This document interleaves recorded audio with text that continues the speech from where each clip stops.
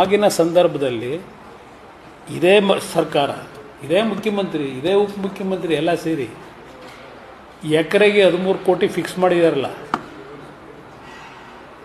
1:3 ಮಾಡಿ. ಈಗ ನೀವೇ ಫಿಕ್ಸ್ ಮಾಡಿದ್ದಲ್ವಾ? 3 ಜನ ಅಧಿಕಾರಿಗಳು 3 ವರದಿ ಕೊಟ್ಟರು, ಅದೆಲ್ಲ ಕಸದ ಬುಟ್ಟಿಗೆ ಹಾಕಿ. ನೀವು ಫಿಕ್ಸ್ ಮಾಡೋದಲ್ಲ ರೇಟು, ಅವತ್ತು ಕೊಟ್ಬಿಡಿ ರೈತನಿಗೆ 1:3. ನಿಮ್ಮ ಕಾನೂನೇ ಇದೆಯಲ್ಲ 2013. ಆಗ ನಾನೇ ಹೇಳ್ತೀನಪ್ಪ ನಮ್ಮ ರೈತರಿಗೆ.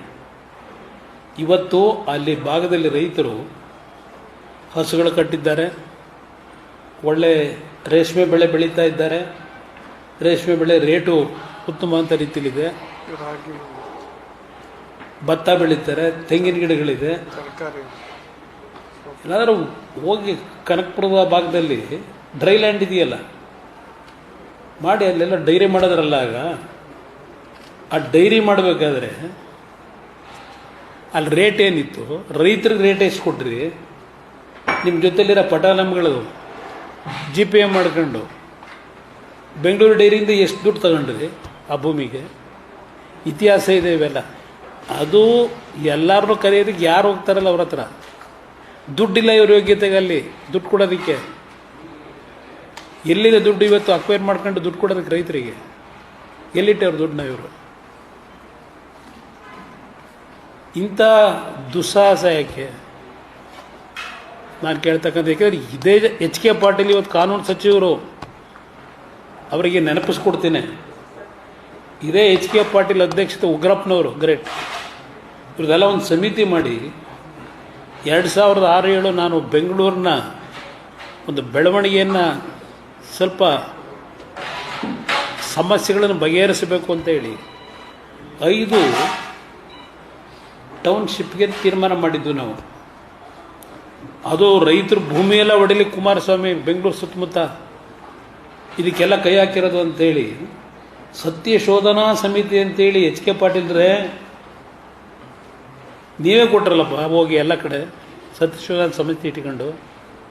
ಅವತ್ತೇನು ಕೊಟ್ರಿ? ವರದಿ ತೆಗೀರಪ್ಪ ಸತ್ಯಶೋಧನಾ ಸಮಿತಿಯಿಂದ.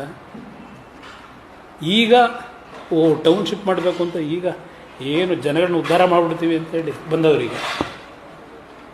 ಅಲ್ಲಿ ರೈತರು ಇವತ್ತು ಒಳ್ಳೆಯ ಕೃಷಿಕರಾಗಿ ಬದುಕ್ತಾ ಇದ್ದಾರೆ. ಅತ್ಯುತ್ತಮವಾದಂಥ ನೀರಿನ ಸಮಸ್ಯೆ ಅಲ್ಲಿ ಇದರ ನೀರಿರ್ಬೋದು, ಬೆಂಗಳೂರಿನ ನೀರು ಇವತ್ತು ಬರ್ತಾ ಇರ್ಬೋದು. ಅಲ್ಲಿ ಸ್ವಲ್ಪ ಈಗ ಶುದ್ಧೀಕರಣವೂ ಆಗಿದೆ. ಇದರ ಇದಾಕಿಲ್ಲ, ಟರ್ಷಿಯರಿ ಪ್ಲ್ಯಾಂಟ್ ಹಾಕಿಲ್ಲ. ಆದರೂ ಇವತ್ತು ರೈತನಿಗೆ ಎಲ್ಲ ರೀತಿಯಲ್ಲಿ ಅಗ್ರಿಕಲ್ಚರಿಗೆ ಉತ್ತಮವಾದಂಥ ವಾತಾವರಣ ಇದೆ. ಹಸುಗಳಿಂದ ಪ್ರತಿ ಕುಟುಂಬ ಇವತ್ತು ತಿಂಗಳಿಗೆ 60,000 70,000 ಸಂಪಾದನೆ ಮಾಡ್ತಾವ್ರೆ. ಏನೂ ಇಲ್ಲದೆ ಇರತಕ್ಕಂಥ ಡ್ರೈ ಲ್ಯಾಂಡ್ ಎಲ್ಲರೂ ದೂರ ಹೋಗಿ ಮಾಡಿ, ಏನು ತೊಂದರೆ ಇಲ್ಲ.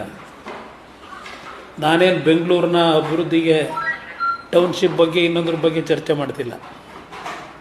ಏನೋ ಮಾಡ್ತೀವಿ ಅಂತೀರಿ ನೋಡಿ, ಏನು ಮಾಡಿ, ನಾನು ಅದಕ್ಕೆ ಯಾವುದಕ್ಕೂ ತಕರಾರು ತೆಗೆಯಲ್ಲ. ಆದರೆ ಇಲ್ಲಿ ರೈತರನ್ನು ಒಕ್ಕಲೆಬ್ಬಿಸ್ತಕ್ಕಂಥ ವಿಷಯದಲ್ಲಿ ನಾನು ರೈತರ ಪರವಾಗಿದ್ದೇನೆ, ಅದಕ್ಕೆ ಒಪ್ಪಿಗೆ ಕೊಡೋದಿಲ್ಲ. ನಾನು ಸಹ ನಮ್ಮ ರೈತರಿಗೆ ಧೈರ್ಯವಾಗಿರ್ಲಿಕ್ಕೆ ಹೇಳ್ತೀನಿ. ಯಾರೂ ಸಹ ಆ ಭಾಗದಲ್ಲಿ ಇವತ್ತೇನು 2-3 ತಿಂಗಳಿಂದ ನಿಮ್ಮ ಪ್ರತಿಭಟನೆ ಇದೆ, ಯಾವುದೇ ಒತ್ತಡಕ್ಕೆ ಮಣಿಬೇಡಿ, ಯಾವುದೇ ದಬ್ಬಾಳಿಕೆ ಭಯದ ಮಾತುಗಳಿಗೆ ಹೆದರಬೇಕಾಗಿಲ್ಲ. ನಿಮ್ಮ ಜೊತೆಲಿ ನಾವಿದ್ದೇವೆ ಅನ್ನೋದನ್ನು ನಮ್ಮ ರೈತರಿಗೆ ಹೇಳಲಿಕ್ಕೆ ಬೇಕು.